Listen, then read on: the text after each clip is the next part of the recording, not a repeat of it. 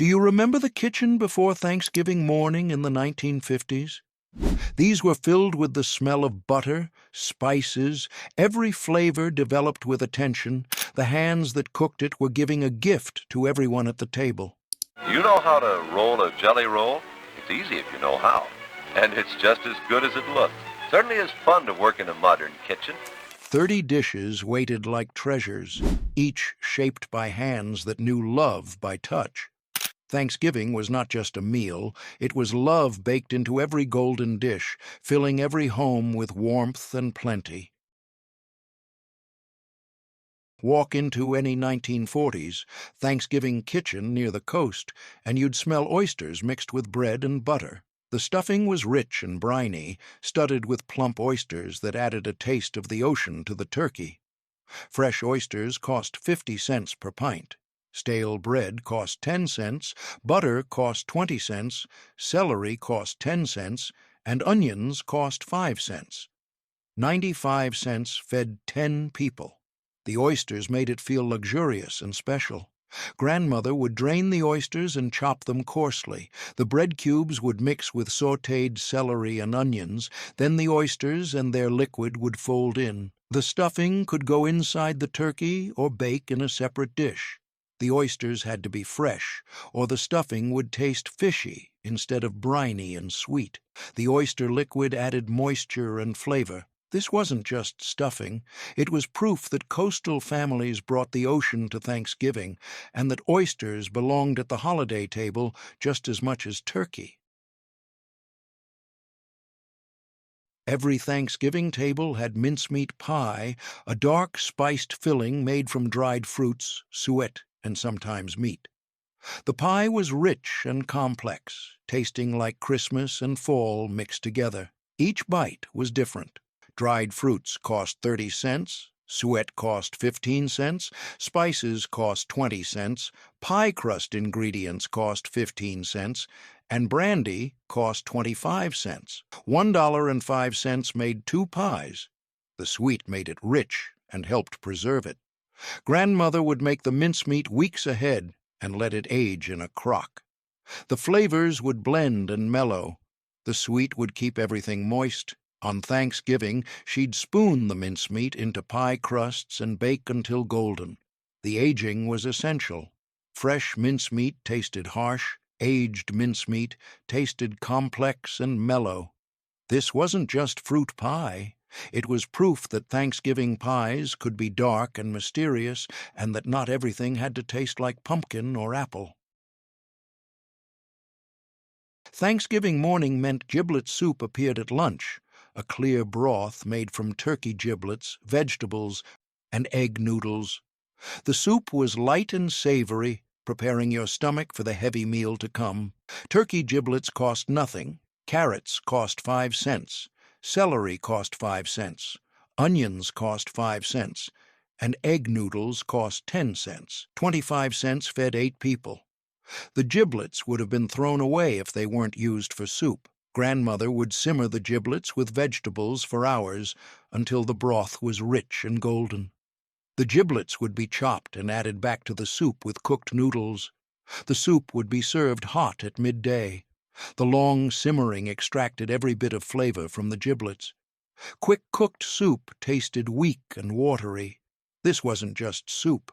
It was proof that Thanksgiving cooking started early and that even lunch was part of the celebration. Roasted chestnuts mixed into bread stuffing created a dish that was sweet, nutty, and completely different from regular stuffing. The chestnuts added texture and a subtle sweetness that balanced the savory herbs. Fresh chestnuts cost 35 cents per pound, bread cost 10 cents, butter cost 20 cents, celery cost 10 cents, and sage cost 5 cents. 80 cents fed 10 people. The chestnuts had to be roasted and peeled, a tedious job. Grandmother would score the chestnuts and roast them until the shells split. The hot chestnuts would be peeled while still warm. The shells came off easier when hot.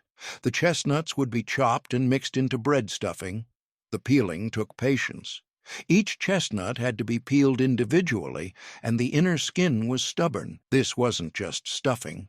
It was proof that Thanksgiving could include expensive ingredients, and that chestnuts made ordinary stuffing taste special and festive. Tiny pearl onions swimming in cream sauce, served in individual pastry shells, appeared on fancy Thanksgiving tables. The onions were sweet and tender, the cream was rich, and the pastry shells made each serving feel special. Pearl onions cost 30 cents. Heavy cream cost 25 cents, butter cost 15 cents, flour cost 5 cents, and pastry shells cost 20 cents. 95 cents fed 8 people. The individual servings made it feel elegant. Grandmother would peel the tiny onions and simmer them until tender. The cream sauce would be made from butter, flour, and cream. The onions would fold into the sauce, and the mixture would spoon into baked pastry shells. The pastry shells had to be baked ahead and filled just before serving, or they'd get soggy. This wasn't just creamed onions. It was proof that presentation mattered and that serving vegetables in pastry shells made them feel fancy and worthy of a special meal. 5 recipes down. You're seeing something. Oysters, chestnuts, and pastry shells, turning ordinary dishes into celebration. The basis will be rye bread, Mother's idea. She found that the spicy caraway flavor made a good contrast to the bland fish and cheese. These weren't simple recipes. Grandmother knew that Thanksgiving required effort and ingredients that cost more than everyday food. She understood that abundance meant variety and richness on every plate. Southern. Thanksgiving meant sweet potato pone appeared on the table, grated sweet potatoes mixed with molasses, spices, and butter, then baked until dark and caramelized. The pone was dense and sweet, almost like candy. Sweet potatoes cost 20 cents for 5 pounds, molasses cost 20 cents, butter cost 20 cents, spices cost 10 cents, and eggs cost 15 cents. 85 cents fed 10 people. The molasses made it dark and rich. Grandmother would grate the raw sweet potatoes by hand, a job that made your arms ache. The grated potatoes would mix with molasses, melted butter, eggs, and spices. The mixture would bake slowly until it was dark brown and caramelized on top. The grating had to be done by hand. The texture was important. Coarse gratings created the right consistency. This wasn't just sweet potatoes. It was proof that Southern Thanksgiving was different from Northern, and that molasses made everything taste deeper and more complex. Raw cranberries ground with whole oranges created a bright, tart relish that was completely different from cooked cranberry sauce. The relish was crunchy, intensely flavored, and made your mouth wake up. Fresh cranberries cost 20 cents per pound, oranges cost 10 cents for 3, and sugar cost 10 cents. 40 cents made enough relish for 12 people. The raw cranberries were mouth-puckeringly tart. Grandmother would grind the cranberries and whole oranges, peel and all, through a hand-crank meat grinder. The mixture would be stirred with sugar and left to sit overnight. The sugar would draw out the juices, and the flavors would blend. The grinding took arm strength.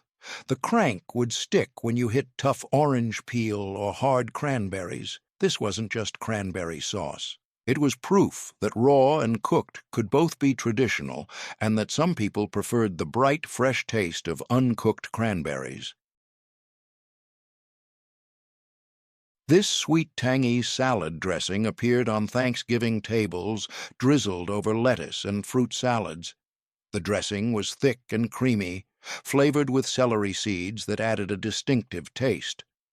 Sugar cost 10 cents, vinegar cost 5 cents, dry mustard cost 5 cents, celery seeds cost 10 cents, and oil cost 20 cents. 50 cents made enough dressing for 3 salads. The celery seeds gave it a unique flavor. Grandmother would whisk sugar, vinegar, dry mustard, and celery seeds together, then slowly drizzle in oil while whisking constantly. The mixture would emulsify and become thick and creamy. The dressing would chill before serving. The whisking had to be vigorous, or the oil and vinegar would separate instead of emulsifying. This wasn't just salad dressing. It was proof that homemade dressing was better than store-bought, and that celery seeds added flavor that was interesting and unexpected. Cranberry Jello salad, molded into fancy shapes, appeared on 1950s Thanksgiving tables. The gelatin was studded with whole cranberries, crushed pineapple, and chopped walnuts. The salad was sweet, tart, and crunchy. Cranberry Jello cost 10 cents, canned cranberry sauce cost 20 cents, crushed pineapple cost 20 cents, and walnuts cost 25 cents. 75 cents fed 10 people. The mold made it look impressive. Grandmother would dissolve the Jello in hot water, then stir in cranberry sauce and crushed pineapple. The mixture would chill until syrupy, then walnuts would fold in. The salad would pour into a mold and chill overnight. The timing was critical. Add the walnuts too soon, and they'd sink. Too late, and the Jello would be too firm to mix. This wasn't just Jello. It was proof that the 1950s loved molded salads and that Thanksgiving tables needed something cold and sweet to balance all the hot, savory dishes. Mashed turnips mixed with cream and butter appeared on Thanksgiving tables in areas where turnips were traditional. The turnips were slightly sweet and peppery, completely different from potatoes, but just as comforting. Turnips cost 15 cents for 5 pounds, heavy cream cost 25 cents, butter cost 20 cents, and sugar cost 5 cents. 65 cents fed 8 people. The cream and sugar balanced the turnips' slight bitterness. Grandmother would peel and cube the turnips, then boil them until very soft. The cooked turnips would be mashed smooth with butter, cream, and a spoonful of sugar. The mixture would be beaten until fluffy. The mashing had to be thorough. Lumpy turnips were unpleasant, stringy and fibrous instead of smooth and creamy. This wasn't just turnips. It was proof that root vegetables had their place at Thanksgiving, and that not every table served sweet potatoes or white potatoes. 10 recipes down. Everyone required work: grinding, grating, molding, whisking. Grandmother knew that Thanksgiving wasn't about convenience. She spent days preparing dishes that would be eaten in minutes. She understood that effort showed love, and that homemade always tasted better than store-bought or shortcuts. Pumpkin bread appeared on Thanksgiving morning. Sweet, spiced, quick bread that was more like cake than bread. The bread was moist and tender, flavored with cinnamon, nutmeg, and cloves. It was served with butter for breakfast. Canned pumpkin cost 20 cents. Flour cost 15 cents. Sugar cost 10 cents. Eggs cost 20 cents. Spices cost 15 cents. And butter cost 20 cents. $1 made 2 loaves. The pumpkin kept the bread moist for days. Grandmother would mix the wet ingredients separately from the dry, then combine them just until blended. Overmixing made the bread tough. The batter would be thick and barely pourable, more like muffin batter than cake batter. The bread would bake until a toothpick came out clean. The bread was better the next day after the flavors had time to blend and mellow. Fresh from the oven, it was almost too moist and would fall apart when sliced. The next day, it held together perfectly, and the spices had deepened. Some grandmothers would add chocolate chips or chopped walnuts to make it more interesting. Others kept it plain and let the pumpkin and spices speak for themselves. The bread would be sliced thick and served with butter and coffee for Thanksgiving breakfast. This wasn't just quick bread. It was proof that Thanksgiving morning deserved special food and that pumpkin belonged in bread as much as it belonged in pie. The day after Thanksgiving, leftover turkey became croquettes. Chopped turkey mixed with cream sauce, shaped into cylinders, breaded, and fried until golden. The croquettes were crispy outside and creamy inside, completely different from plain leftover turkey. Leftover turkey cost nothing, butter cost 15 cents, flour cost 5 cents, milk cost 15 cents, breadcrumbs cost 10 cents, and eggs cost 20 cents. 65 cents fed 8 people. The cream sauce held everything together and made the turkey moist again. Grandmother would make a thick cream sauce from butter, flour, and milk. The chopped turkey would mix into the sauce along with seasonings. The mixture would chill until firm enough to shape. The croquettes would be formed into cylinders, dipped in beaten egg, rolled in breadcrumbs, and fried until golden. The mixture had to be very cold or it would fall apart during frying. The cream sauce had to be thick, too thin, and the croquettes wouldn't hold their shape. The frying had to be in very hot oil, or they'd be greasy instead of crispy. The croquettes would be served hot with cranberry sauce or gravy. They transformed boring leftover turkey into something special enough to serve for dinner. The crispy coating and creamy interior made them more appealing than plain turkey sandwiches. This wasn't just leftovers. It was proof that grandmother wouldn't waste anything, and that leftover turkey could become a completely new dish that was just as good as the original meal. Blue Hubbard squash baked with maple syrup and butter appeared on New England Thanksgiving tables. The squash was sweet and nutty, the maple syrup added depth, and the butter made it rich. The orange flesh was tender and smooth. Hubbard squash cost 20 cents for a large one. Maple syrup cost 35 cents, and butter cost 20 cents. 75 cents fed 10 people. The maple syrup had to be real. Pancake syrup wouldn't have the right flavor. Grandmother would cut the hard-skinned squash into pieces, a job that required a strong knife and determination. The seeds and strings would be scooped out.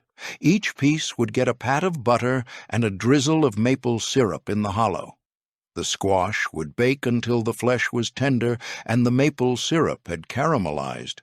The squash was hard to cut. The skin was thick and tough.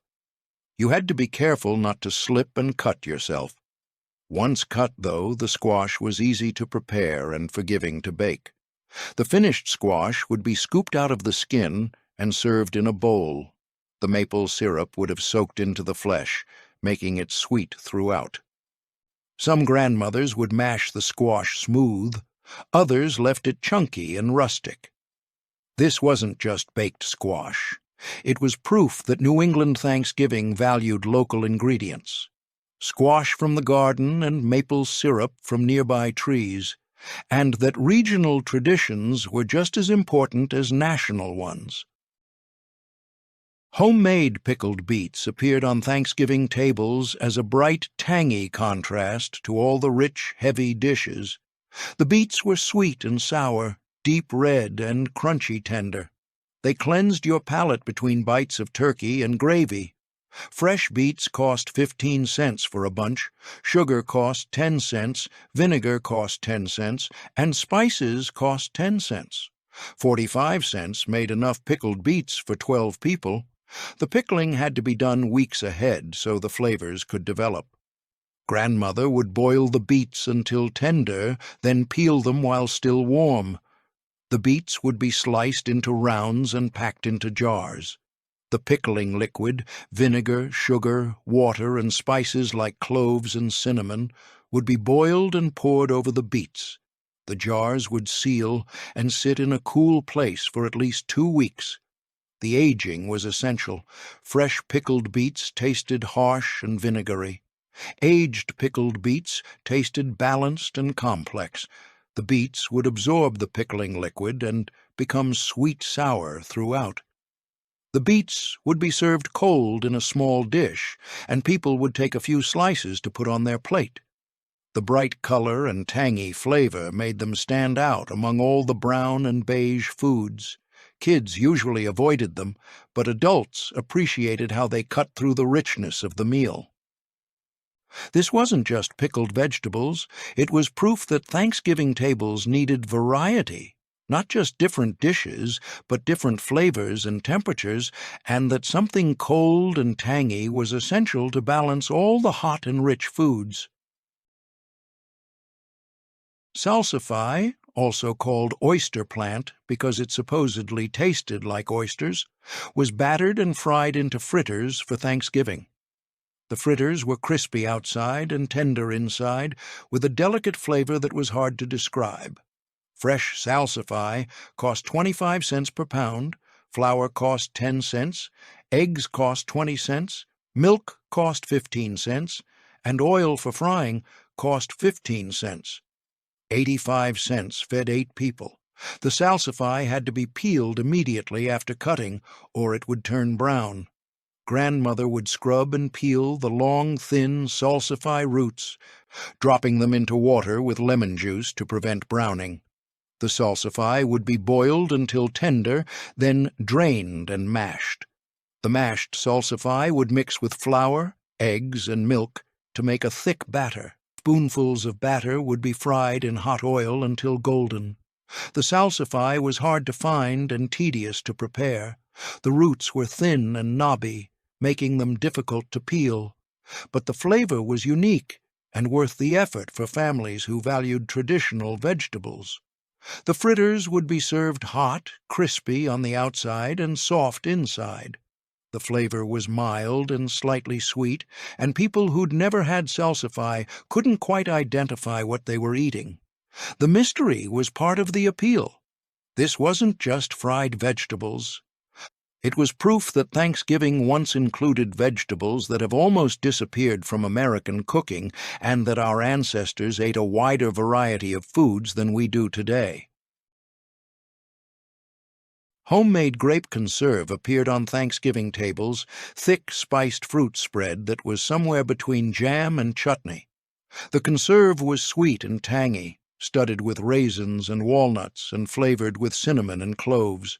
Concord grapes cost 20 cents for 5 pounds, sugar cost 15 cents, raisins cost 20 cents, walnuts cost 25 cents, and spices cost 10 cents. 90 cents made enough conserve for 3 Thanksgivings. The conserve would keep for months. Grandmother would cook the grapes with sugar until they broke down and released their juice. The mixture would be pressed through a food mill to remove the seeds and skins.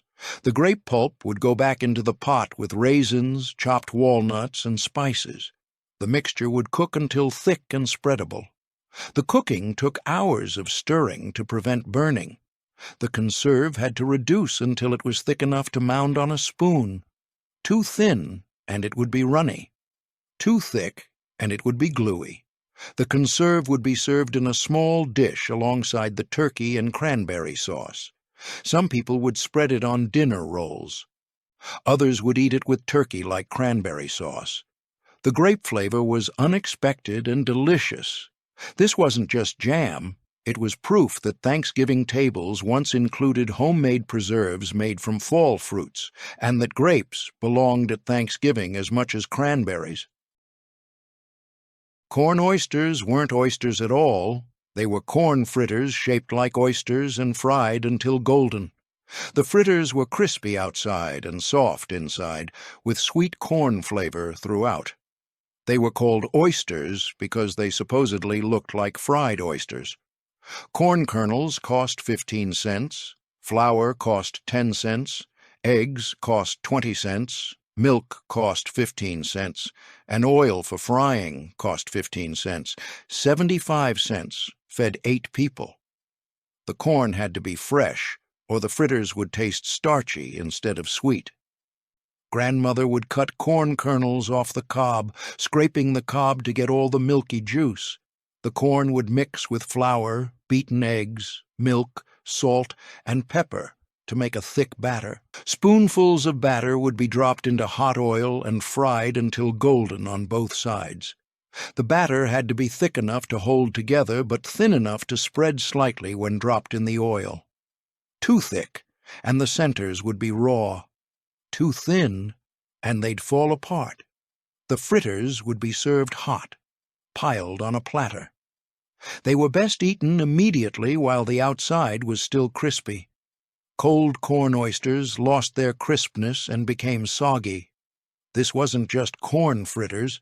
It was proof that Thanksgiving once included foods with misleading names, and that corn was important enough to appear in multiple dishes on the same table. Whole, small onions boiled until tender, then tossed with butter and fresh sage, appeared on Thanksgiving tables as a simple but flavorful side dish. The onions were sweet and mild, the sage added earthiness, and the butter made everything rich. Small onions cost 20 cents for 3 pounds, butter cost 20 cents, and fresh sage cost 5 cents. 45 cents fed 8 people. The onions had to be small. Large onions would take too long to cook through. Grandmother would peel the small onions, a job that made your eyes water. The onions would simmer in salted water until they were tender when pierced with a fork. The cooked onions would drain well, then toss with melted butter and chopped fresh sage. The onions had to be cooked until completely tender. Undercooked onions were sharp and unpleasant. Fully cooked onions were sweet and mild. The sage had to be fresh. Dried sage was too strong and would overpower the delicate onion flavor. The dish was simple but required timing. The onions had to be ready when everything else was ready, and they had to be served hot. Cold boiled onions were unappetizing. This wasn't just boiled onions. It was proof that simple preparations could be perfect when done right, and that not every Thanksgiving dish needed to be complicated or fancy. Rutabagas and carrots mashed together with butter and cream created a side dish that was sweet, colorful, and completely different from mashed potatoes. The rutabaga added a peppery note, the carrots added sweetness, and together they were balanced and delicious. Rutabagas cost 15 cents for 3 pounds. Carrots cost 10 cents per pound, butter cost 20 cents, and heavy cream cost 25 cents. 70 cents fed 10 people. The combination of orange carrots and yellow rutabaga made the dish bright and appealing. Grandmother would peel and cube both vegetables, then boil them together until very soft. The cooked vegetables would be drained completely and mashed smooth with butter and cream. The mixture would be beaten until fluffy and light. The vegetables had to be very soft, or the mash would be lumpy and fibrous. The rutabaga was particularly important to cook thoroughly.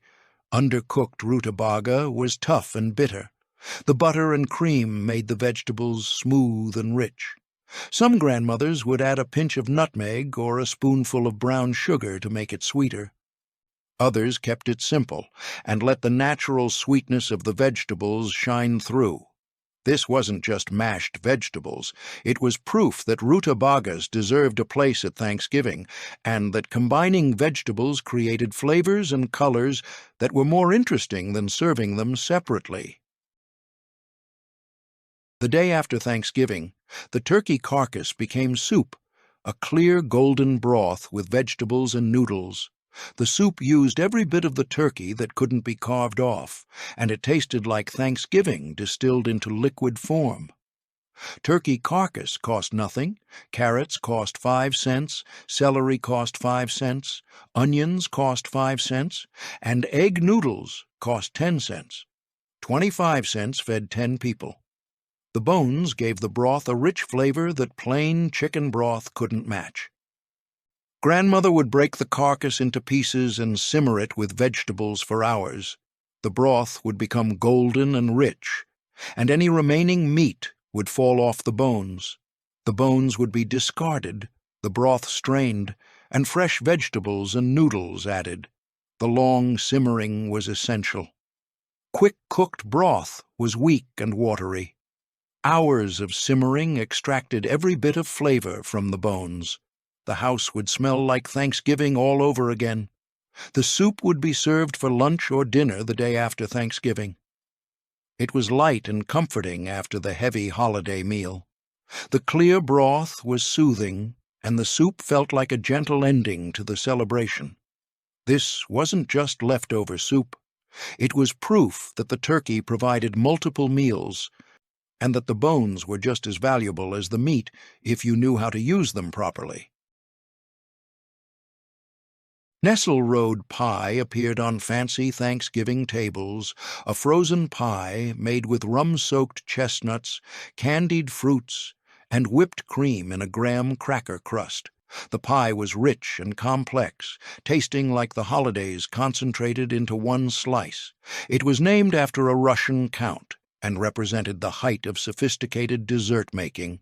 Graham crackers cost 15 cents, butter cost 20 cents, chestnuts cost 35 cents, candied fruits cost 40 cents, heavy cream cost 30 cents, eggs cost 25 cents, sugar cost 10 cents, and rum cost 30 cents. $2.05 made one pie that fed 8 people. This was expensive, more than any other Thanksgiving dessert, but it was worth it for special occasions. Grandmother would make the crust from crushed graham crackers mixed with melted butter and pressed into a pie pan. The crust would chill while she made the filling.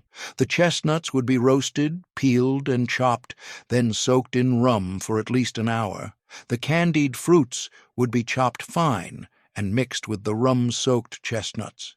The filling was a custard base made from egg yolks, sugar, and milk, cooked until thick.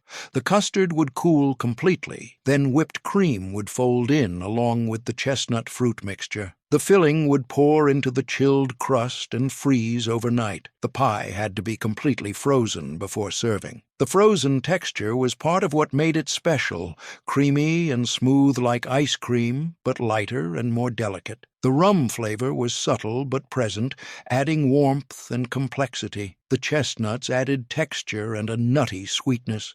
The candied fruits added little bursts of concentrated flavor throughout. Serving the pie required timing. It had to come out of the freezer about 10 minutes before serving, so it would be soft enough to slice, but still frozen enough to hold its shape. Each slice would be cut with a knife, dipped in hot water, and wiped clean between cuts. The pie was controversial in some families. Some people loved the sophisticated flavors and the frozen texture. Others thought frozen desserts didn't belong at Thanksgiving and preferred traditional pies. The rum made it adults only, which some people thought was inappropriate for a family holiday. Making Nesselrode pie was a statement. It said you knew about fancy desserts and weren't limited to pumpkin and apple pie. It said you had the time and money to make something elaborate and expensive. It said your Thanksgiving was sophisticated and worldly, not just traditional and homey. The pie represented a time when home cooks attempted restaurant-quality desserts and succeeded. When making something difficult was worth it because the results were impressive. When Thanksgiving dessert could be something unexpected and luxurious instead of just the usual pies. This wasn't just frozen pie. It was proof that Thanksgiving desserts once included elaborate creations that required days of preparation and expensive ingredients. It was proof that grandmother was willing to attempt difficult recipes to make the holiday special. It was proof that sophistication and tradition could coexist at the same table. Succotash appeared on Thanksgiving tables as a tribute to Native American cooking, lima beans and corn cooked together with cream and butter. The dish was traditional and meaningful, representing the foods that sustained the Pilgrims through their first winter. The beans were tender, the corn was sweet, and the cream held everything together in rich, satisfying goodness. Lima beans cost 15 cents per pound, corn cost 15 cents, heavy cream cost 25 cents, butter cost 20 cents, and bacon cost 25 cents. $1 fed 10 people. The combination of beans and corn was nutritionally complete. Together they provided all the essential amino acids. Grandmother would start by cooking bacon until crispy, then remove it and use the bacon fat to cook onions until soft and sweet. The lima beans would go in next with enough water to cover, and they'd simmer until they were tender but not mushy. This took about 30 minutes. The corn kernels would be added during the last 10 minutes so they wouldn't overcook. Once the vegetables were tender, heavy cream would be stirred in along with butter, salt, and pepper. The mixture would simmer until the cream had reduced slightly and coated the vegetables. The crispy bacon would be crumbled and stirred back in at the end. The succotash would be served hot in a serving bowl. The key was cooking the lima beans properly. Undercooked lima beans were hard and chalky with an unpleasant starchy texture. Overcooked lima beans fell apart and turned to mush. Perfectly cooked lima beans were tender and creamy inside with a slight bite to the skin. This required attention and timing. You had to test them frequently and drain them at exactly the right moment. The cream made the dish rich and luxurious, transforming simple vegetables into something special enough for a holiday table. The bacon added a smoky, salty element that balanced the sweet corn and mild beans. The butter made everything glossy and rich. Succotash was one of the few Thanksgiving dishes that directly acknowledged Native American contributions to American cuisine. Making it meant honoring the origins of the holiday and recognizing that Thanksgiving foods came from indigenous peoples who taught the Pilgrims how to grow corn and beans. Some grandmothers would add diced red bell peppers for color and sweetness. Others would use fresh shell beans instead of dried lima beans when they were available. Some would add a splash of cream sherry at the end for depth and complexity. The variations were regional and personal. The dish was practical as well as traditional. Dried lima beans stored well through winter, and corn could be canned or frozen from the summer harvest. Making succotash meant using ingredients that were preserved from earlier in the year, which was economical and sensible. This wasn't just beans and corn. It was proof that Thanksgiving tables once included dishes that honored Native American foodways and acknowledged the indigenous origins of American cuisine. It was proof that grandmother understood the history behind the holiday and wanted to teach that history through food. It was proof that traditional dishes carried meaning beyond just taste. They connected you to the past and reminded you where these foods came from. It was proof that the simplest combinations, beans, corn, cream, could create something greater than the sum of their parts when prepared with care and respect for tradition. Persimmon pudding appeared on Thanksgiving tables in areas where wild persimmons grew. A dense, dark pudding made from persimmon pulp, flour, eggs, and spices, baked until it was almost black and served with hard sauce or whipped cream. The pudding was sweet and mysterious, tasting like fall itself concentrated into one spoonful. Wild persimmons cost nothing if you picked them yourself. Flour cost 15 cents. Eggs cost 25 cents, sugar cost 15 cents, molasses cost 20 cents, spices cost 15 cents, butter cost 20 cents, and heavy cream cost 25 cents. $1.35 made enough pudding for 12 people. The persimmons had to be completely ripe, soft, and almost fermented, or they'd be mouth-puckeringly astringent. Grandmother would gather wild persimmons after the first frost, which made them sweet and soft. The persimmons would be pressed through a food mill to remove the seeds and skins, creating a thick, orange pulp. The pulp would mix with flour, eggs, sugar, molasses, melted butter, baking soda, cinnamon, nutmeg, and ginger. The batter would be thick and dark,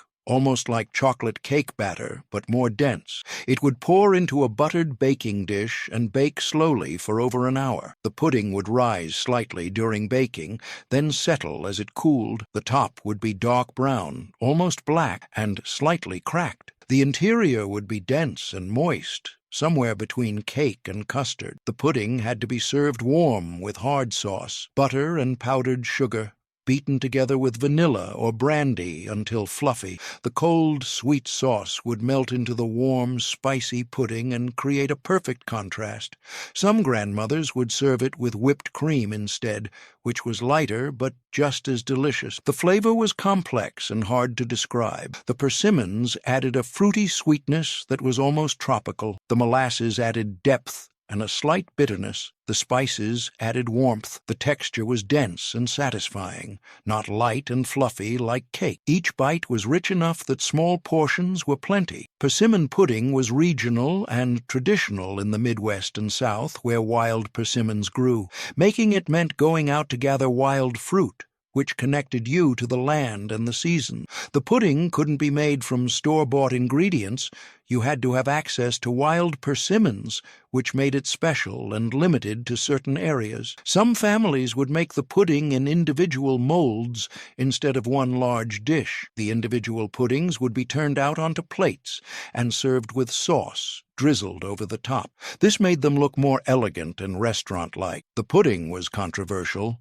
Some people loved the dense texture and complex flavor. Others found it too heavy and preferred lighter desserts. Kids usually didn't like it.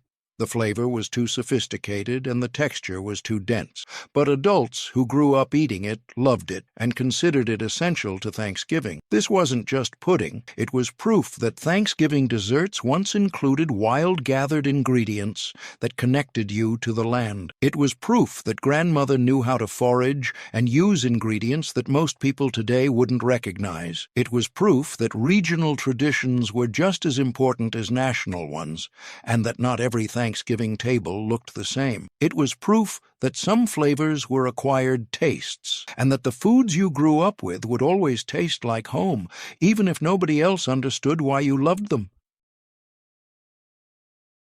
Brandied fruit appeared on Thanksgiving tables in small crystal dishes, mixed dried fruits that had been soaking in brandy for months. The fruits were soft and boozy, intensely flavored, and served as a condiment alongside turkey and ham. Each spoonful was different, with prunes, apricots, cherries, and raisins all contributing their own flavors. Dried apricots cost 25 cents, prunes cost 20 cents, raisins cost 20 cents, dried cherries cost 30 cents, sugar cost 15 cents, and brandy cost 50 cents. $1.60 made enough brandied fruit for 20 servings. The fruit would keep indefinitely as long as it stayed submerged in brandy. Grandmother would start the brandied fruit in September, 3 months before Thanksgiving. Dried fruits would be packed into a large jar. Apricots, prunes, raisins, cherries, and sometimes figs or dates. Sugar would be sprinkled between the layers. Brandy would be poured over everything until the fruit was completely covered. The jar would be sealed and stored in a cool, dark place. Every week, grandmother would open the jar and stir the fruit, making sure everything stayed submerged. The sugar would dissolve into the brandy, creating a thick syrup. The fruits would absorb the brandy and swell, becoming soft and plump. The brandy would take on the fruit flavors and become rich and complex. By Thanksgiving, the fruit would be ready. Each piece would be soft and saturated with brandy. The syrup would be thick and intensely flavored. Grandmother would spoon the fruit into small crystal dishes and place them on the table alongside the other condiments, cranberry sauce, pickles, and relishes. The brandied fruit was served in small portions, just a spoonful or two per person. The flavor was so intense that a little went a long way. Some people would eat it straight, savoring the boozy sweetness. Others would serve it alongside turkey or ham, where the sweet tart fruit complemented the savory meat. Some would spoon it over vanilla ice cream for dessert. The alcohol content was high. The fruit was essentially preserved in straight brandy. This made it adults only, which some people thought was inappropriate for a family holiday. But others argued that the alcohol was traditional and that small amounts were fine for special occasions. Making brandied fruit was an act of planning and patience.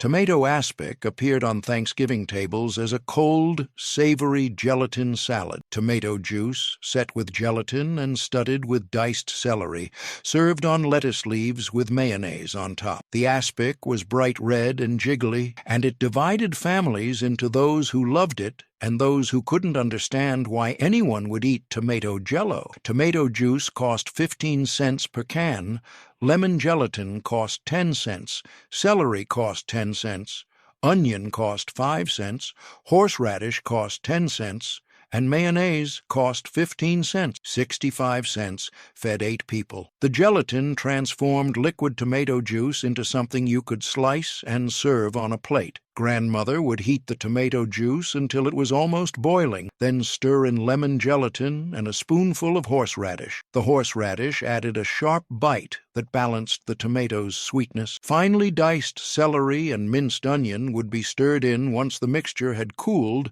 and started to thicken. The aspic would pour into individual molds, or one large ring mold, and chill overnight. The timing was critical. Add the vegetables too soon, and they'd sink to the bottom. Add them too late, and the gelatin would be too firm to stir. You had to catch it at exactly the right moment, when it was syrupy and thick, but still pourable. The next day, the aspic would be unmolded onto a platter lined with crisp lettuce leaves. Each serving would get a dollop of mayonnaise on top. The cold, savory aspic contrasted with the rich, heavy Thanksgiving dishes. The tomato flavor was concentrated and intense.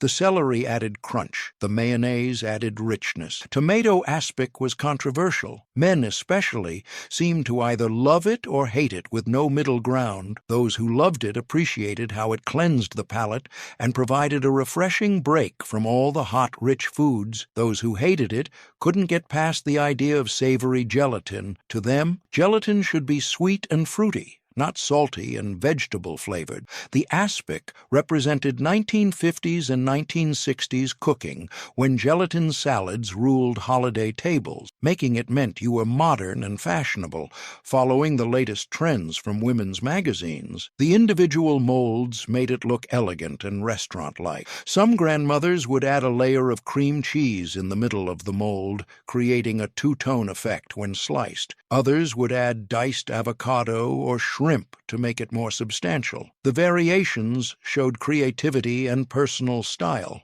25 recipes down, 5 left. These final dishes show how grandmother mastered everything: savory gelatin, colonial custards, hand-whipped cream, root vegetables most people have forgotten. She didn't limit herself to what was easy or popular. She made what was traditional, even when tradition required effort nobody else wanted to give. Chess pie appeared on Southern Thanksgiving tables, a simple custard pie made with eggs, sugar, butter, and vinegar that baked into something rich and sweet with a crackly top. The pie was intensely sweet and buttery, with a texture somewhere between custard and pecan pie without the pecan. Nobody knew why it was called chess pie, but everyone knew it was traditional. Eggs cost 25 cents, sugar cost 15 cents, butter cost 20 cents, vinegar cost 5 cents, cornmeal cost 10 cents, and pie crust ingredients cost 15 cents. 90 cents made one pie that fed 8 people. The vinegar was the secret ingredient that balanced the sweetness and kept the pie from being cloying. Grandmother would beat eggs with sugar until they were thick and pale yellow. Melted butter would be stirred in along with a tablespoon of vinegar and a tablespoon of cornmeal. The cornmeal added texture and kept the filling from being too smooth and uniform. The mixture would pour into an unbaked pie crust and bake until the top was golden brown and crackly. The pie would puff up during baking, then settle as it cooled. The top would develop cracks and a slightly crispy texture. The interior would be dense and custardy, almost like solidified butter and sugar. The vinegar would provide a subtle tanginess that kept the sweetness from being overwhelming. Chess pie had to be served at room temperature or slightly warm. Cold chess pie was too firm, and the flavors were muted. Room temperature chess pie was perfect. The filling was set but still creamy, and the flavors were fully developed. The pie was simple but required precision. The eggs had to be beaten long enough to incorporate air, which made the filling light. The butter had to be melted but not hot, or it would cook the egg. The baking had to be just right. Underbaked, and the filling would be runny. Overbaked, and it would be grainy. Ambrosia appeared on Thanksgiving tables as a fruit salad that was more dessert than side dish. Fresh oranges, coconut, and sometimes pineapple layered in a glass bowl and served cold. The name meant food of the gods, and the dish was light, sweet, and refreshing after a heavy meal. Oranges cost 20 cents for a dozen, fresh coconut cost 25 cents, Pineapple cost 30 cents, sugar cost 10 cents, and maraschino cherries cost 15 cents. $1 fed 10 people. The fresh coconut was essential. Packaged coconut didn't have the same texture or flavor. Grandmother would peel and section the oranges, removing every bit of white pith and membrane so only the pure orange segments remained. This took patience and a sharp knife. The fresh coconut would be cracked open, the meat removed from the shell, and grated by hand. The pineapple would be peeled, cored, and cut into chunks. The fruit would be layered in a glass bowl so you could see the colors through the sides: orange segments, grated coconut, pineapple chunks. Repeat. A little sugar would be sprinkled between each layer to draw out the juices. Maraschino cherries would dot the top for color. The bowl would chill for several hours so the flavors could blend and the sugar could dissolve into the fruit juices. By serving time, the bottom of the bowl would have a pool of sweet juice from the oranges and pineapple mixed with the sugar. The coconut would have absorbed some of the juice and become slightly soft. The fruit would be cold and refreshing. Ambrosia would be served in small glass dishes, making sure each serving got some of everything. Fried parsnips appeared on Thanksgiving tables as a sweet caramelized side dish. Parsnips sliced thin, dredged in flour, and fried in butter until golden brown and crispy on the edges. The parsnips were sweet and nutty, completely different from any other vegetable on the table. Parsnips cost 15 cents for 3 pounds, flour cost 10 cents, butter cost 20 cents, and oil cost 10 cents. 55 cents fed 8 people. The parsnips had to be fresh and firm. Old parsnips were woody and bitter. Grandmother would scrub and peel the parsnips, then slice them into thin rounds or lengthwise into strips. The slices would be patted dry and dredged in seasoned flour. A mixture of butter and oil would heat in a large skillet until very hot. The parsnip slices would fry in batches until they were golden brown and crispy on the edges. The frying had to be done in batches to avoid crowding the pan. Crowded parsnips would steam instead of fry and would be limp instead of crispy. Each batch would take about 5 minutes, and you had to watch them carefully because they could go from golden to burned quickly. The fried parsnips would drain on paper towels and be sprinkled with salt while still hot. They would be served immediately while they were still crispy. Cold fried parsnips lost their crispness and became soggy. The flavor was sweet and earthy, with a nuttiness that was unique to parsnips. The frying caramelized the natural sugars and created crispy edges that contrasted with the tender interior. The parsnips tasted like a cross between potatoes and carrots, but more interesting than either one. Parsnips were controversial. Many people had never tried them and were suspicious of white root vegetables that looked like pale carrots. Kids often refused to try them, but those who did try them usually loved them. The sweetness and the crispy texture made them appealing even to vegetable haters. Some grandmothers would add a pinch of cinnamon or nutmeg to the flour for extra warmth and spice. Others would drizzle the fried parsnips with honey or maple syrup to make them even sweeter.